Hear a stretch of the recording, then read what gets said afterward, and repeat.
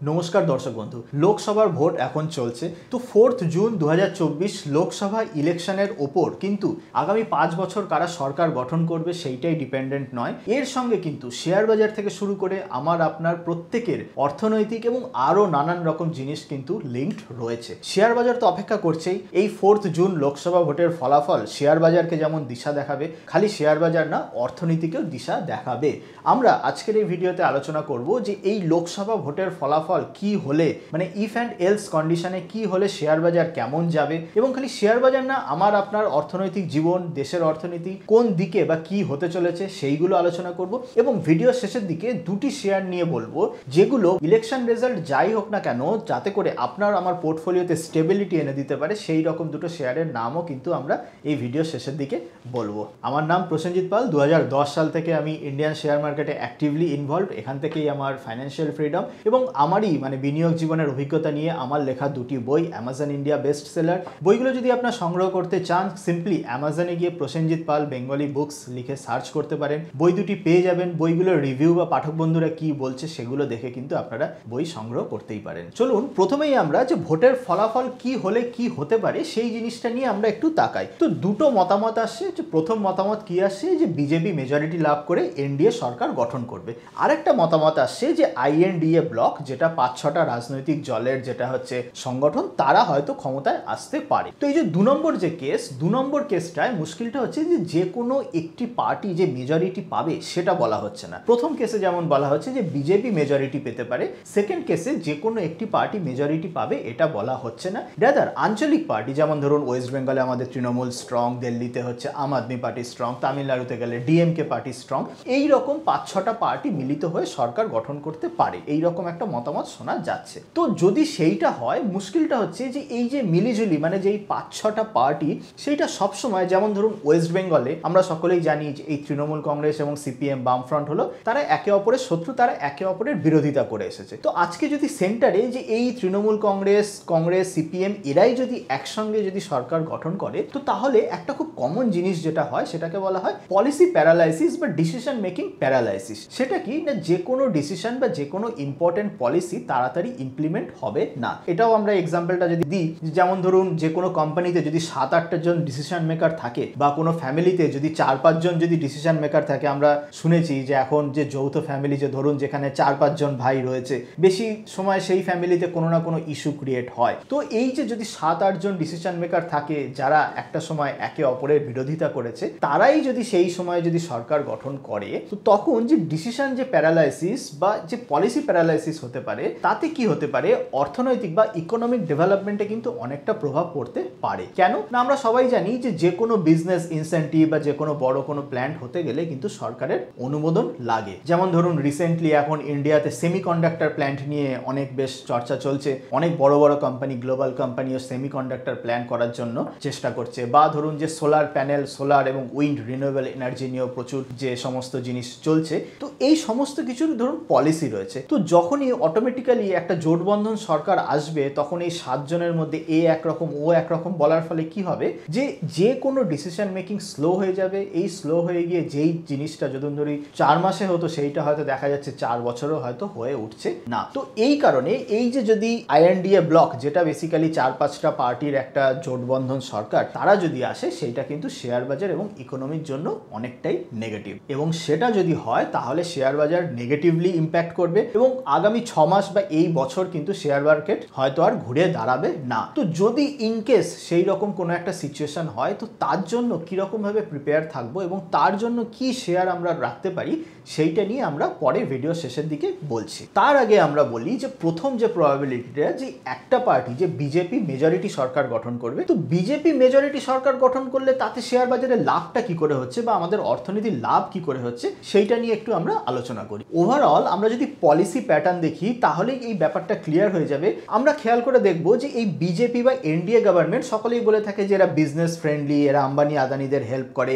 এই রকম জিনিস আমরা বলে থাকি। এবং সত্যিও তাই। আমরা দেখবেন যে এই যে বিজেপি প্রোডাকশন, PLI, যেটা আমরা শেয়ার বাজারে অনেক সময় ইউজ করে থাকি এই টার্ম, প্রোডাকশন লিঙ্কড ইনসেন্টিভ চালু করেছে। সেই প্রোডাকশন লিঙ্কড ইনসেন্টিভ কি বলছে, যে সমস্ত ফ্যাক্টরি আছে বা যে সমস্ত বিজনেস আছে, ধরুন কোনো বিজনেস এই বছর 100টা ইউনিট প্রোডাকশন করলো, সেই বিজনেস যদি আগামী বছর নতুন নতুন ফ্যাক্টরি খুলে নতুন বেশি বেশি প্রোডাক্ট তৈরি করে, তো তাহলে সেই বিজনেসকে একটা ইনসেন্টিভ দেওয়া হবে। এই পলিসি কিন্তু আমাদের এই বিজেপি গভর্নমেন্ট, এনডিএ গভর্নমেন্টই চালু করেছে, যার জন্য কিন্তু প্রচুর ইনভেস্টমেন্টও ইন্ডিয়াতে এসেছে। তার একটা খুব সিম্পল এক্সাম্পল দেখবেন, আজ থেকে 10 বছর আগেও আপনারা যে মোবাইল ফোনগুলো ইউজ করবেন, দেখবেন মোবাইলের পেছনে লেখা থাকতো মেড ইন চায়না। এখন দেখবেন আপনি যে মোবাইলই কিনুন না কেন, ম্যাক্সিমাম প্রবাবিলিটি আপনার সেই মোবাইলের পেছনে লেখা মেড ইন ইন্ডিয়া। তো এটা কেন হচ্ছে, যে কারণ গভর্নমেন্ট ইনসেন্টিভ দিচ্ছে যে বিজনেসকে, যাতে করে বিজনেস বেশি প্রোডাকশন করে, সেই বিজনেস যাতে বেশি করে আউটপুট জেনারেট করতে পারে। এবার আবার সেই প্রশ্ন, যে যদি বিজনেস যদি খালি বিজনেস বেশি করে, যে যদি আউটপুট বেশি করে, তাতে আমার আপনার কি লাভ? দেখুন, একটা বিজনেস যদি ফ্লারিশ করে, একটা বিজনেস যদি করে, তাতে তো খালি বিজনেস পার্সনের না, তার সাথে সাথে প্রচুর লোকজনের চাকরি, এবং শুধু চাকরি নয়, সেই বিজনেসের শেয়ার মার্কেটের দাম বাড়ায়, এবং শেয়ার মার্কেটের দাম বাড়লে আমার আপনার প্রত্যেকের বেনিফিট। আমরা যারা ডিরেক্ট শেয়ার বাজারে বিনিয়োগ করি তাদের তো বেনিফিট অবশ্যই আছে। যারা ডিরেক্ট শেয়ার বাজারে বিনিয়োগ করে না, যে ধরুন মিউচুয়াল ফান্ডও তো ডিরেক্ট শেয়ার মার্কেটের সঙ্গে লিঙ্ক। এছাড়াও ধরুন যারা আপনারা এলআইসি বা হেলথ ইন্স্যুরেন্স বা যে সমস্ত, ইনফ্যাক্ট পিপিএফ, যেটা সেই পিপিএফ এর টাকাও কিন্তু আজকাল শেয়ার বাজারেই বিনিয়োগ হয়। তো তার মানে আপনি যদি শেয়ার বাজার বা মিউচুয়াল ফান্ডে বিনিয়োগ নাও করে থাকেন, তাও ঘুরে ফিরে ইনডিরেক্টলি আপনার টাকা কিন্তু শেয়ার বাজারে আসছেই। তো তার মানে বুঝতে পারছেন যে কোনো বিজনেসকে ইনসেন্টিভ দেওয়া মানে অ্যাকচুয়ালি সেই খালি বিজনেস ওনারের লাভ না, সেই বিজনেসের সাথে সাথে অনেকের চাকরি হচ্ছে, সেই চাকরির সাথে সাথে শেয়ার বাজারের দাম বাড়ছে, সেই শেয়ারের দাম বাড়ার সাথে সাথে কিন্তু এলআইসি পলিসি থেকে শুরু করে আরও যত জিনিস আছে সমস্ত কিছুর কিন্তু বেনিফিট হচ্ছে। তো এই জাতীয় পলিসি আমরা বিজেপি গভর্নমেন্টের ক্ষেত্রে আমরা নোটিস করে দেখেছি। সেই তুলনায় যদি আমরা ওয়েস্ট বেঙ্গলের দিকে তাকাই, তৃণমূল কংগ্রেস বা যে সমস্ত আঞ্চলিক পার্টি আছে, তো তারা দেখবেন এই যে নানান রকম কন্যাশ্রী আরও কি সমস্ত প্রকল্পের মাধ্যমে, যে তারা যারা ধরুন যে বেকার ছেলে আছে, বা ধরুন যে ক্লাব আছে, বা ধরুন যারা গৃহবধূ আছে, তাদের হাতে টাকা দিতে চাই। দেখুন, টাকা তো দুজনেই দিচ্ছে। একদল দিচ্ছে বিজনেসকে টাকা, ইনসেন্টিভ দিচ্ছে, যেটা অতটা হয়তো অ্যাডভার্টাইজমেন্ট হয় না, আর আরেক দল দিচ্ছে টাকা হতো এই যে যারা বেকার বা ধরুন ক্লাব, তাদেরকে। তো মুশকিলটা এখানে হচ্ছে যে ধরুন বেকার বা যে ধরুন গৃহবধূ, তার হাতে যদি 1000 টাকা দেওয়া হয়, সেই 1000 টাকা দিয়ে সে হয়তো একদিন খাওয়া দাওয়া করলো, দুদিন খাওয়া দাওয়া করলো, কিন্তু সেই 1000 টাকাটাকে 2000 টাকা করতে পারছে না তারা। সেই 1000 টাকাটাকে মাল্টিপল এফেক্ট তারা দিতে পারছে না। কিন্তু যদি একটা বিজনেসকে যদি 1000 টাকা ইনসেন্টিভ দেওয়া হয়, সেই বিজনেস কিন্তু মাল্টিপ্লাই এফেক্ট দিচ্ছে। সেই মাল্টিপ্লিকেশন এফেক্টের জন্য যে হয়তো প্রচুর ঘরের চাকরিও হচ্ছে, এবং সেই চাকরির সাথে সাথে যেমন বললাম শেয়ার বাজারেও ইম্প্যাক্ট পড়ছে। শেয়ার বাজারের ইম্প্যাক্ট পড়লে ওভারঅল পুরো ইন্ডিয়ান কিন্তু সমস্ত পপুলেশনের ওপর একটা ইম্প্যাক্ট পড়ছে। এবার আপনারা এটাও বলতে পারেন যে এই যে ফ্যাক্টরি হচ্ছে, চাকরি তো কয়েকজন লোক পাচ্ছে, কোথায় আমাদের এখানে তো তেমন চাকরি সেই রকম কিছু হচ্ছে না, বা সেই রকম ফ্যাক্টরি হচ্ছে না। দেখুন, এখানেও একটা ব্যাপার হচ্ছে, অবভিয়াসলি আমাদের ইন্ডিয়ার মধ্যেও যেহেতু রাজ্য সরকার এবং কেন্দ্রীয় সরকার দুটো আলাদা সিস্টেমে চলে, তো যেই সমস্ত স্টেট, যেই সমস্ত রাজ্য সরকার কেন্দ্রীয় সরকারের সঙ্গে ভালো রিলেশন রাখে, সেই সমস্ত জায়গাতেই কিন্তু বেশি ফ্যাক্টরিজ অ্যান্ড অল হচ্ছে। যেমন উত্তরপ্রদেশ বলুন, গুজরাট বলুন। উত্তরপ্রদেশ কিন্তু একটা পিছিয়ে পড়া স্টেট ছিল, সেই উত্তরপ্রদেশে কিন্তু যদি আজকের দিনে দেখেন, ম্যাক্সিমাম বড় বড় ফোনের কোম্পানি, স্যামসাং থেকে শুরু করে তাদের ফ্যাক্টরি, হাইওয়ে থেকে শুরু করে, তারা কিন্তু ইন্ডাস্ট্রিয়ালাইজেশনে অনেকটা এগিয়ে গেছে, এবং কর্মসংস্থানেও কিন্তু তারা অনেকটাই এগিয়ে গেছে। হ্যাঁ, এটা একটু আনফর্চুনেট যে আমাদের এই ওয়েস্ট বেঙ্গল, আমরা ছোটবেলা থেকে দেখে আসছি যে সেই 70-এর সাল থেকে, যে সবসময় কেন্দ্রীয় সরকারের সঙ্গে একটা অন্যরকম মানে তিক্ততার রিলেশন বজায় রাখে, যে সবসময় বলে কেন্দ্রীয় সরকার এটা দিচ্ছে না, ওটা দিচ্ছে না। যে সরকার ডিফারেন্ট আছে বলেই যে এটা সেটা কিন্তু নয়। দেখবেন আমাদেরই প্রতিবেশী উড়িষ্যার সরকারও কিন্তু কেন্দ্রীয় সরকারের থেকে আলাদা, বাট তারা কেন্দ্রীয় সরকারের সঙ্গে সবসময় একটা বন্ধুত্বপূর্ণ রিলেশন রেখে তাদের স্টেটে কিন্তু অনেক ফ্যাক্টরি অ্যান্ড অল নিয়ে এসেছে। ওই উড়িষ্যাও কিন্তু ওয়েস্ট বেঙ্গলের থেকে একটা সময় অনেক পিছনে ছিল, বাট আজকে কিন্তু ওয়েস্ট বেঙ্গলের অনেক সমানে চলে এসেছে। তো এইটার একটা ডিফারেন্ট টপিক, যে কেন্দ্রীয় সরকারের সঙ্গে রাজ্য সরকারের রিলেশন, ইন্ডাস্ট্রিয়ালাইজেশন, এগুলো একটা ডিফারেন্ট। তো ওভারঅল আমি যেটা এখানে বোঝাতে চাইছি, যে দুরকম যে পলিসি, যে দুরকম গভর্নমেন্ট, যে বিজেপি লেড এনডিএ গভর্নমেন্ট কেন শেয়ার বাজারের জন্য ভালো, বা আমরা আগেও দেখেছি যে ধরুন লাস্ট 4 বছরে বা 5 বছরে শেয়ার বাজার এত বেড়েছে, তার কারণ, ওভারঅল কারণ এইটা, যে বিজেপি সরকার চায় যে ব্যবসাদের হাতে টাকা দিতে, যেই ব্যবসাদের হাতে টাকা দিলে, ব্যবসায়ীদের হাতে টাকা দিলে, যেই 100 টাকাকে যারা 1000 টাকা করতে পারে, সেই 1000 টাকা দেশের প্রত্যেকটা শ্রেণীর মানুষের যাতে উপকারে লাগতে পারে। আর আরেকটা যেটা ধারণা বা আরেকটা যেটা প্রসেস, যেটা আমরা রাজ্য সরকারের ক্ষেত্রে দেখে থাকি,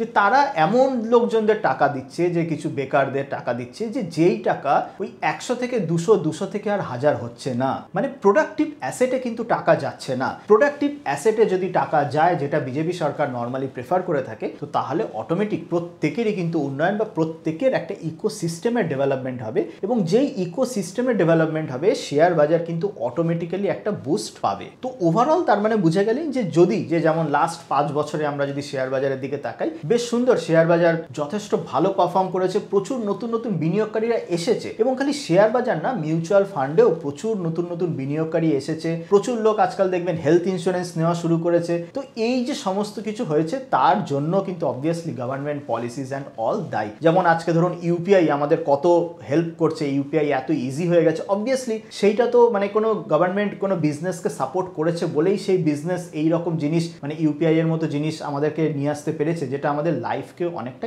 ইজি করেছে। তো অবভিয়াসলি যেমন যেটা বললাম যে প্রত্যেকটা জিনিসের সাথে যেমন প্রত্যেকটা জিনিস লিঙ্কড, তো তার মানে যে যদি এই মেজরিটি গভর্নমেন্ট তৈরি হয়, তো তাহলে সেই মেজরিটি গভর্নমেন্টের জন্য কিন্তু খালি শেয়ার বাজার না, আমার আপনার প্রত্যেকের যে ফাইন্যান্সিয়াল লাইফ তার সঙ্গে লিঙ্কড, এবং সেটার জন্য ভালো। এবং আনফর্চুনেটলি মেজরিটি গভর্নমেন্ট যখন বলা হচ্ছে, ওই মেজরিটির জন্য কিন্তু একটি পার্টি, ওপিনিয়ন পোল বলুন আর যাই বলুন, সেই একটি পার্টিরই নাম আসছে যে ইদার বিজেপির মেজরিটি গভর্নমেন্ট হবে অথবা মেজরিটি গভর্নমেন্ট হবে না। মেজরিটি গভর্নমেন্ট যদি না হয় সেটা যে কোনো দেশের জন্য খারাপ, যে কোনো মানে অর্থনীতি বলুন বা শেয়ার বাজার বলুন, সমস্ত কিছুর জন্য অবশ্যই খারাপ। তো এবার ধরে নিলাম যে হয়তো সেই মেজরিটি গভর্নমেন্ট হয়তো তৈরি হলো না, হয়তো বিজেপি মানে সব থেকে লার্জেস্ট পার্টি হিসাবে এলো কিন্তু মেজরিটি পেল না, তো বিজেপিকে হয়তো আরো কোনো একটা পার্টির সাহায্য নিয়ে সরকার তৈরি করতে হচ্ছে, বা ধরুন এই আইএনডিএ ব্লক এরা হয়তো 4-5টা পার্টি মিলে সরকার তৈরি করছে। তো এই রকম যদি সিচুয়েশন হয়, তো তখন শেয়ার বাজারে কি হবে? অবভিয়াসলি ওভারঅল মার্কেট কিন্তু অনেকটাই ডিপ্রেসড থাকবে। তো ওভারঅল মার্কেট ডিপ্রেসড থাকলেও আমাদেরকে লক্ষ্য রাখতে হবে যে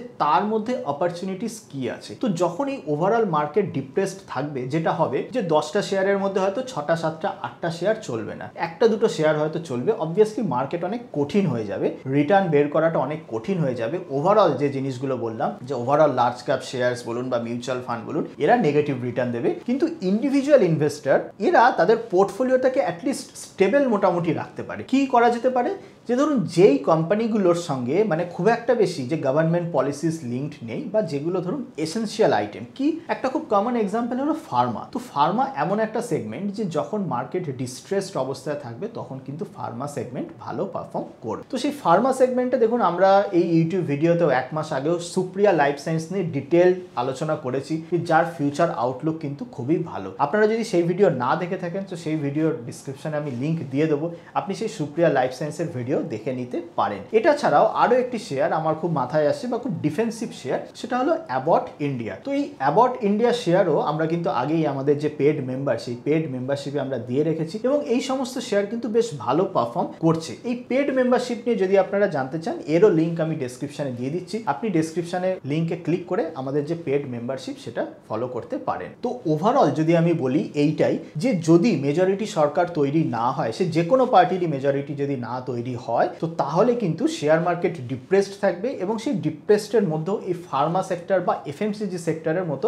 এই অপরচুনিটি আপনাদেরকে বের করতে হবে, যেখানে অ্যাটলিস্ট আপনার পোর্টফোলিও স্টেবল থাকবে। আর যদি মেজরিটি গভর্নমেন্ট আসে, তো তাহলেও তো এই যে যেমন কোম্পানিগুলো বললাম, অ্যাবট হোক বা সুপ্রিয়া হোক, তাহলে কিন্তু এরা এক্সট্রা একটা টেল উইন্ড পেয়ে যাবে। মানে যে কোম্পানি স্পেসিফিক বিজনেস ভালো যে তাই নয়, ওভারঅল মার্কেটও যদি ভালো থাকে, তো তাহলে একটা টেল উইন্ড চলে আসে। যদি টেল উইন্ডে যদি চলে আসে, তো তাহলে ধরুন যদি কোম্পানিটি 30% রিটার্ন দেয়, যদি টেল উইন্ড না থাকে মানে ওভারঅল মার্কেট যদি ভালো না থাকে, তাহলে হয়তো সেটাই 15% রিটার্ন দেবে। আপনারা কমেন্ট সেকশনে জানান যে আপনাদের কি লাগছে, যে ইলেকশনের রেজাল্ট কি হতে চলেছে, বা আপনারা আপনাদের পোর্টফোলিওকে কিভাবে সাজাচ্ছেন। ভিডিওটি ভালো লেগে থাকলে অবশ্যই ভিডিওটি লাইক করে বন্ধুদের মধ্যে শেয়ার করুন, এবং আগামী দিনে শেয়ার মার্কেট রিলেটেড বা অন্যান্য ইনসাইটফুল ভিডিও পেতে চ্যানেলটিকে সাবস্ক্রাইব করে বেল নোটিফিকেশন অন করুন। চলুন আজকের মতো এই পর্যন্তই, দেখা হবে অন্য কোনো দিন অন্য কোনো টপিক নিয়ে। ততদিন ভালো থাকবেন, হ্যাপি ইনভেস্টিং।